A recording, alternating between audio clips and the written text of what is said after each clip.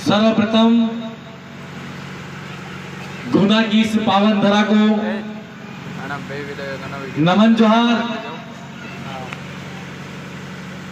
साथ ही आज हमारा जो कार्यक्रम आयोजित हो रहा है, कार्यक्रम में उपस्थित मंच पर हमारे समाज के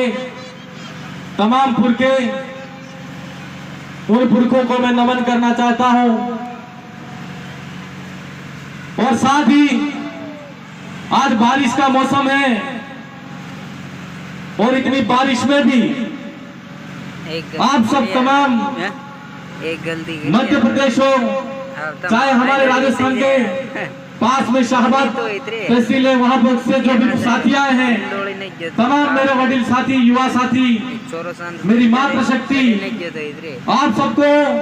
और साथ ही हमारे साथ में हुए तमाम क्रांतिकारी योद्धा जो वक्ता आपने उनके वक्तव्य सुने, उन सबको मेरी तरफ से और मेरी बागीदरा विधानसभा की जनता की तरफ से बहुत बहुत धन्यवाद जोहार अर्पित करता हूं। मैं देखता आ रहा हूं कुछ साथी इधर जा रहे हैं, कुछ साथी उधर जा रहे हैं, और जहां पर आदिवासी महाचिंतन शिविर आयोजित हो रहा है और मध्य प्रदेश और गुजरात और राजस्थान के, और साथ ही हमारे यहां पर आदिवासी ही नहीं, गुर्जर भाई भी मौजूद है, उनके लिए भी आप जोरदार तालियां बजा दें। तो जहां पर आदिवासियों को एक होने की कदम पर लाने का काम जो कर रहे हैं हम लोग, और चिंतन शिविर के माध्यम से यह जो जन जागरण किया जा रहा है, और इन जन जागरण के माध्यम से पूरे मध्य प्रदेश, गुजरात, राजस्थान हो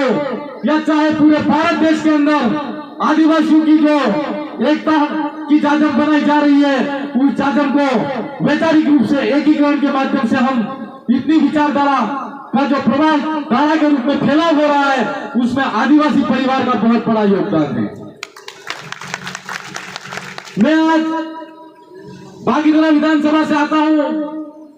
और मेरा गुना के अंदर पहला चिंतन शिविर है।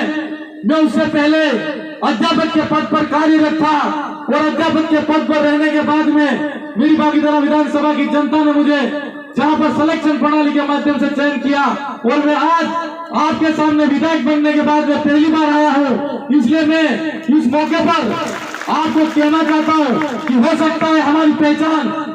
नहीं हो सकती है, और हो सकता है आपको लगता हो कि मैं नया हूं, लेकिन मैं आपको यह कहना चाहता हूं कि मैं जिस धरती से आता हूं, उस धरती पर मानगढ़ धाम पहाड़ी, जिस पर आप लोग भी आते हो, 1913 के अंदर वहां पर जो शहीद हुए थे, उन शहीदों को मैं नमन करते हुए मेरी बात को शुरू करूं, तो मैं आपसे कहना चाहता हूं कि मानगढ़ धाम हमारे आदिवासियों की मान सम्मान और गौरव का आस्था का केंद्र है, और ये पूरे भारत के आदिवासियों की आस्था का केंद्र है। और आज की तारीख में मानगढ़ धाम पर जो हमारे कुछ वक्ता लोग थे, वो भी ऐसी बातें कर रहे हैं कि उस मानगढ़ धाम के अंदर जो इतिहास है, उस इतिहास को बदलना चाहिए। मैं इस मौके पर मध्य प्रदेश और राजस्थान के सीमावर्ती इलाके पर यह कहना चाहता हूं कि उन लोगों ने राजनीतिक सत्ता के माध्यम से और राजनीतिक पार्टियों के माध्यम से जो उनको कहलाया जाता है, वही वो उनकी भाषा बोलते हैं। मैं मंच से तमाम हमारे समाज के पुरखे, उनको मैं हाथ खड़े करके आश्वासन चाहता हूं कि क्या मानगढ़ धाम का जो इतिहास लिखा गया है पुस्तक के अंदर, वो बदलना चाहिए, या जो बयान देने वाला है वो बदलना चाहिए? बयान देने वाला बदलना चाहिए कि नहीं बदलना चाहिए? बदलना चाहिए। हाथ खड़े करके आश्वासन दो और उनको बता दो। और भारतीय जनता पार्टी की राजस्थान के अंदर सरकार है, दूसरी मध्य प्रदेश के अंदर सरकार है, और मैं इस मौके पर यह भी कहना चाहता हूं कि आज इस क्षेत्र के अंदर हमारे, चाहे पूरे देश के अंदर, जहां पर आदिवासियों की बात आती है, एससी की बात आती है, गुर्जर भाई की बात आती है, माइनॉरिटी की बात आती है, तो यह पार्टी मात्र उनके साथ शोषण करने का काम करती है, और ऐसी शोषण करने वाली पार्टी के साथ में हमको नहीं खड़ा होना है। आज चिंतन शिविर है, लेकिन मैं यह भी कहना चाहता हूं कि मध्य प्रदेश के अंदर एक भाई कन्हैयालाल भील, जिसको हमने देखा कि वीडियो के माध्यम से रोड पे घसीट के मार दिया गया और मध्य प्रदेश सरकार उनके लिए कुछ नहीं कर पाई और पीड़ित परिवार के लिए जाकर कभी उसकी घर पे जाकर उसको यह नहीं पूछा कि तुमको क्या समस्या है। क्या ऐसी सरकार के साथ में हमको खड़ा होना चाहिए? नहीं होना चाहिए। और मैं इस मौके पर यह भी कहना चाहता हूं कि यहाँ पर हम जिस तरह हमारे पुरखे हैं, भगवान बिरसा मुंडा को मानते हैं, टंटिया मामा को मानते हैं, भीमा नायक को मानते हैं और हमारे साथ में इस क्षेत्र के अंदर राणा कुंद्रा बिल को मानते हैं और बाबा साहब भीमराव अम्बेडकर को मानते हैं, तो क्या उन लोगों ने हमारे हक अधिकार के लिए लड़ाई लड़ी? क्या आज की तारीख में हम वो लड़ाई लड़ रहे हैं? नहीं लड़ रहे। अगर हमको लड़नी है तो मैं ये मौके पर यह कहना चाहता हूँ कि यहाँ पर बिरसा मुंडा, भगवान बिरसा मुंडा और आज वो नहीं है, लेकिन उनकी लड़ाई को अगर पुनर्जीवित करना है तो आज मध्य प्रदेश हो, गुजरात हो, किसी भी क्षेत्र के अंदर चाहे आदिवासी हो, उस आदिवासी भाई को आप देख लो, कोई भी पार्टी का नेता आता है, अच्छे कपड़े पहन के आता है, आपको बड़ी बड़ी बातें करके जाता है और आप उसको वोट दे देते हो। और कोई भी नेता ऐसा आता है जो आपको दारू पिलाकर या 500 रुपए की नोट देकर या सेवड़ा खजूर खिलाकर आपके वोट को लेकर चला जाता है और संसद के अंदर जाता है या सदन के अंदर जाता है और हमारे हक अधिकार की बात नहीं करता है। क्या ऐसे लोगों को वोट देना चाहिए? नहीं देना चाहिए। और ऐसे नालायक लोगों को जो तुमको मीठी मीठी बातें करते हैं और अच्छे अच्छे कपड़े, नेतागिरी के कपड़े पहन के आएंगे और तुम्हारा वोट लेके जाएंगे और संसद के अंदर हो चाहे विधानसभा की सदन के अंदर हो, तुम्हारे जब हक अधिकार की बात आती है, जब हमारे समाज के हक अधिकार की बात आती है तो हमारे साथ अत्याचार शोषण होता है, उस समय वो आवाज नहीं उठाते। तो आप याद रखिएगा कि आपको अच्छे अच्छे कपड़े पहनने वाले और अच्छी अच्छी बातें करने वाले जब दोबारा आपके वहां पर आपके गांव के अंदर, आपके शहर के अंदर, आपकी सड़क के अंदर दोबारा वहां पर आए तो भगवान बिरसा मुंडा के हाथ में लकड़ी है और तुमको लठ उठा के रखना है, तुमको लठ उठा के रखना है। मैं ये सच लेके कह रहा हूँ कि आज तक बाबा साहब भीमराव अम्बेडकर ने हमको संविधान दिया, उस संविधान के अंदर रजवाड़ों के राज का इतिहास हो, अंग्रेजों के शासनकाल का इतिहास हो, 5000 साल पहले हम ST/SC OBC माइनॉरिटी के साथ अत्याचार शोषण हुआ और हमारे अत्याचार शोषण के लिए कोई नहीं बोला। बाबा साहब ने हमारे को संविधान दिया, उस संविधान के अंदर हमको ये ताकत दी, इस देश के अंदर जिस समाज के साथ में अत्याचार शोषण हुआ उसका प्रतिनिधित्व करने के लिए उसके समाज के व्यक्ति को चुना जाएगा और वहां की जनता, आम जनता उसको वोट देकर विधानसभा की सदन तक भेजेगी और संसद में भेजेगी और संसद में जाकर वो उस जनता की आवाज उठाएगा। क्या ऐसा हो रहा है?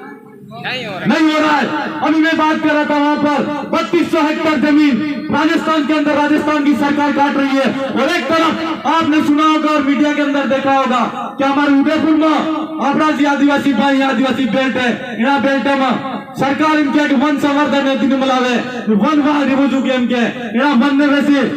ये चितला है, चितरा जिसको हम चीता और टाइगर बोलते हैं, सरकार बात छोड़ रही है और आदिवासी 6 जनों की जान चली गई, 100 जनों की जान जाती रही है। क्या ऐसी सरकार जिसको आज की तारीख में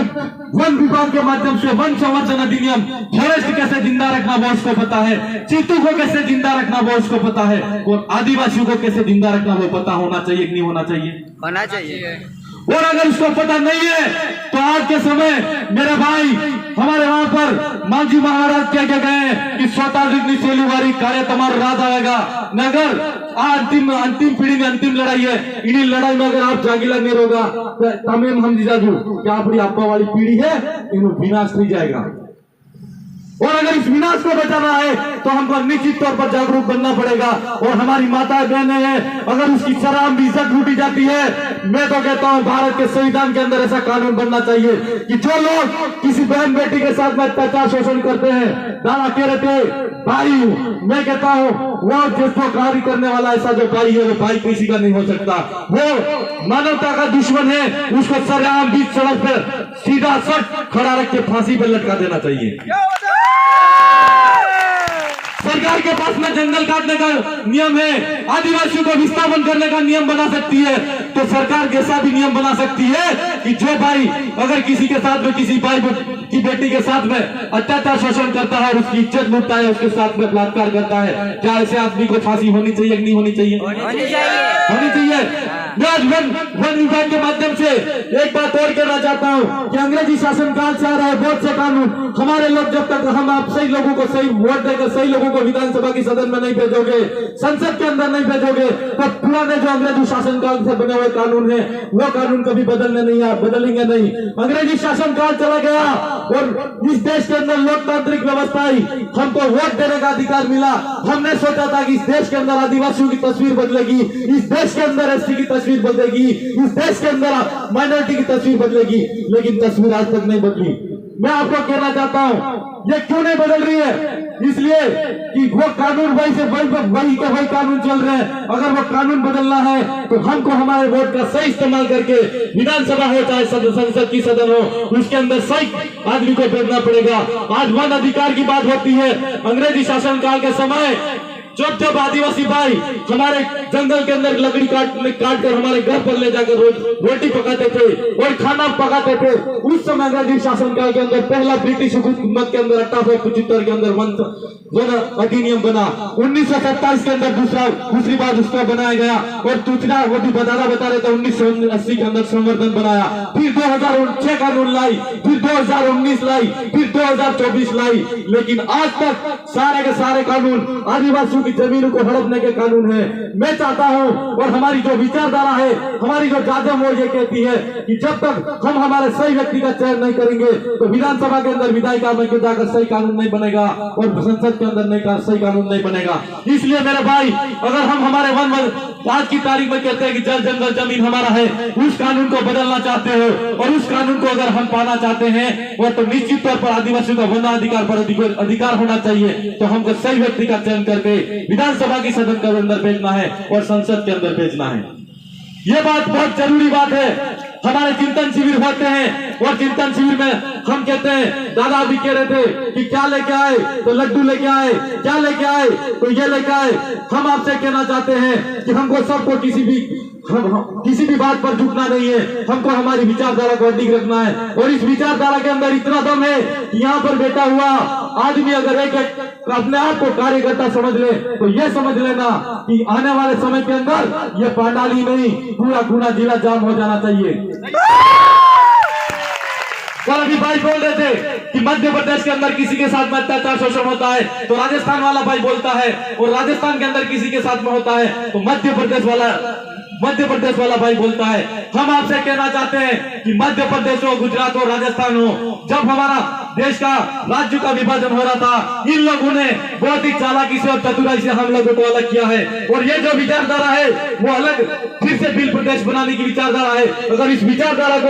एक करना है तो हमको कभी भी ये नहीं सोचना है कि मैं मध्य प्रदेश का हूँ, मैं राजस्थान का हूँ, मैं छत्तीसगढ़ का हूँ, ये कभी भी नहीं कहना है। ये इलाका मध्य प्रदेश का है, राजस्थान का है, गुजरात का है। मैं आपसे कहना चाहता हूँ कि ये इलाका बिल प्रदेश का इलाका है, बिल प्रदेश का इलाका है। जब तक हम अपने आप को मानसिक रूप से और वैचारिक रूप से एक नहीं करेंगे तब तक हम एक नहीं हो सकते। आज पूरे देश के अंदर हम एकता का जो काम कर रहे हैं वो मात्र विचार और विचारधारा से जुड़ रहे हैं। आपको जहां पर आप जाओ तो आपको विचारधारा को आगे बढ़ाना है। हमारे लिए कोई व्यक्ति महत्वपूर्ण नहीं है। आज तक हम व्यक्ति को पूछते आ रहे, इसलिए हम एक नहीं हो पाए। हम आपसे कहना चाहते हैं कि हमारी गुज्जर के हो, आदिवासी को हो, चाहे एससी हो, माइनॉरिटी हो, जो भी भाई है, अगर उनकी कबीला व्यवस्था फिर से अपने पुराने इतिहास में जाकर देखेंगे तो निश्चित तौर पर पता लगेगा कि हमारे बाप दादू की जो कबीला व्यवस्था थी, ग्राम कमेटी मुखिया की व्यवस्था थी, पटलाई की व्यवस्था थी, उस व्यवस्था को पुनर्जीवित कर दोगे तो निश्चित तौर पर यह समाज की जाजम संगठित हो जाएगी और हम एक जाजम पर आ जाएंगे। मैं